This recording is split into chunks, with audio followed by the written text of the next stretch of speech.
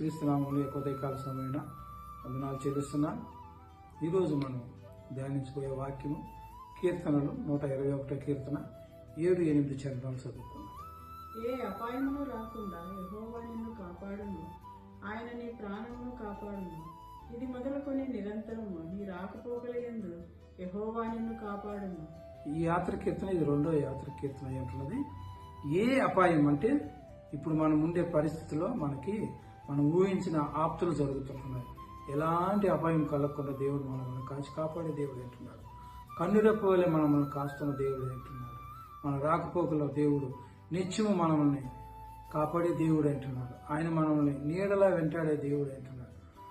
ప్రతి సమయంలో దేవునంత మనం భయభక్తులు కలిగి ఉన్నట్లయితే దేవుడు మనతో ఉంటున్నాడు. దేవుని యొక్క ఆశీర్వాదాలు, దేవుని యొక్క పాదుకాపు మనకు ఉంటున్నదని ఈ యొక్క వాక్యం ద్వారా నేను తెలియజేస్తున్నాను. దేవుడి యొక్క వాక్యాన్ని దీవించిన చిన్న ప్రార్థన చేసుకున్నాను. ప్రేమ గల పరలోక తండ్రి, జీవం గల నాయన, ఉదయకాల సమయం బట్టి నీకు స్తోత్రాలు తండ్రి. మీరు ఇచ్చి నీ కొద్ది మాటలు బట్టి నీకు స్తోత్రాలు చెల్లిస్తున్నాం తండ్రి.